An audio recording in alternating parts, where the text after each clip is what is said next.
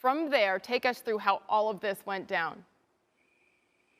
Sage, when James Harden talked last night after the game, he knew that conversations were escalating with both the Brooklyn Nets and the Philadelphia 76ers, both teams, that he had great interest in joining and leaving Houston for. And so I think it was quite orchestrated to try to give the organization another push to say, come on, guys, pull the trigger on one of these deals. Let's get it done. I think that was part of it. And so I do think that they were on their way toward a deal. There's no question it had become untenable in Houston. And then today, both Brooklyn and the 76ers ultimately put their best offers on the table. And Brooklyn's desire to get James Harden to go with Kevin Durant and obviously Kyrie Irving when he returns, they were just determined to get this deal done. 3 first-round picks from them, 4 pick swaps. Obviously, the pick that goes through Cleveland to the Rockets, who get a great return for this. But this is a Brooklyn organization that is all in right now. You mentioned Kyrie Irving's name, and he, of course, has been kind of a nuisance for this team of late. He remains absent from the Nets for personal reasons and under league investigation for potentially violating COVID-19 protocols. So you have Harden, you have Kevin Durant, and you have Kyrie Irving. I mean, how does he fit back into this equation, assuming he wants to come back, Woj?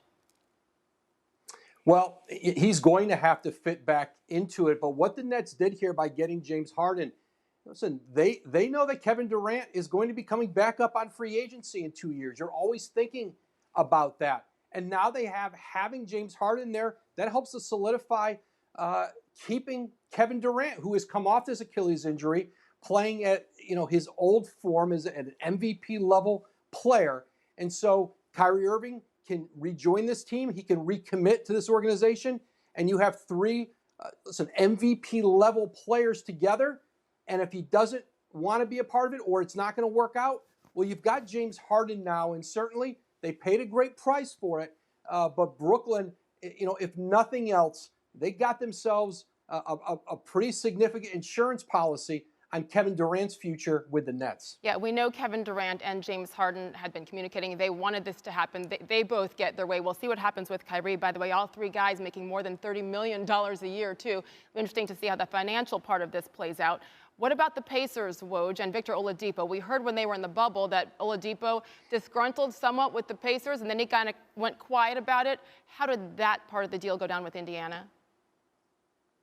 Well, Houston was looking in this deal to move Karis LeVert to another team. They wanted to see, in the marketplace, what it would bring them back. They didn't value LeVert the way some other teams might. I think Karis LeVert is a great fit for this Indiana team with Malcolm Brogdon and Domantas Sabonis.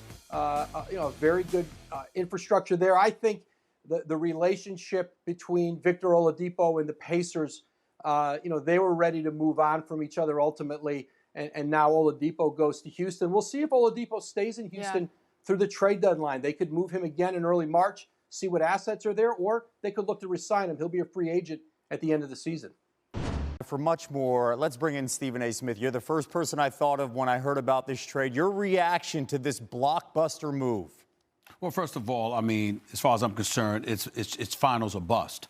You assemble Lethal Weapon 3, which is what we could easily call them right now. There's simply no excuse not to come out of the East and advance to the NBA Finals. There really is not an excuse. James Harden's getting paid $40 million this year. Kevin Durant's getting paid $39 million. Kyrie Irving is somewhere we don't know at an undisclosed location doing whatever it is that he does, but still getting $33.4 million this season. In the end, what it comes down to is that all of these brothers are big-time basketball players. This is Kevin Durant's franchise. James Harden would not be there unless Kevin Durant wanted him to be there. It's definitely a security blanket in case things continue to fall in the wrong direction as it pertains to Kyrie Irving. It's going to come down with James Harden and Kevin Durant. And let me be very, very clear. We can sit up there and we can talk about James Harden all we want to. The man has averaged over 30 the last 3 years, at least 29 the last 4 years, at least 28 the last 5 years. He is one of the most prolific scorers this game of basketball has ever seen. And more importantly than that, he loves to play the game of basketball. He doesn't doesn't engage in load management. He believes in showing up. You can worry about a few things all you want to about James Harden, but the one thing you do not have to worry about is him showing up to play the game of basketball, because he wants to play. He wanted to play with Kevin Durant,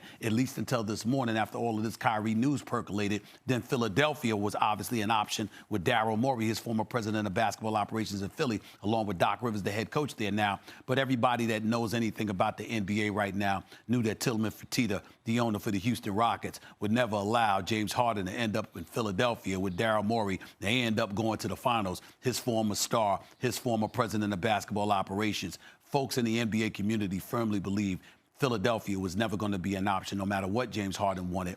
But obviously, he wants and loves the idea of playing with Kevin Durant. So the Rockets get a boatload of picks here. You mentioned the Nets, and you think it's championship or bust. What advice would you give Steve Nash? First-time head coach Steve Nash now guiding this team with these stars. Embrace James Harden and Kevin Durant and let Kyrie Irving figure it out. You can't trust Kyrie Irving right now. It's just that simple. We're not questioning his greatness as a basketball player, his box office appeal, where his heart is at because it's in the right place. But clearly at this particular moment in time, basketball is not the priority it needs to be. And if you're Steve Nash coaching on any level for the first time in your career, you do not need to be concerned about what he's going to do, when he's going to do it, how he's going to do it, etc. You know you can trust Kevin Durant to show up and play ball if he's healthy. You know you can trust James Harden to show up and play basketball for this franchise if he's healthy. You focus on that and the other parts that you have, and if Kyrie Irving wants to come back, when he wants to come back, put the onus on him to fit in. That's what you do if you're Steve Nash at this particular moment in time, because Kyrie Irving has already shown you you're not the priority you need to be. So why make him one? Thanks for watching ESPN on YouTube. For live streaming, sports, and premium content, subscribe to ESPN+.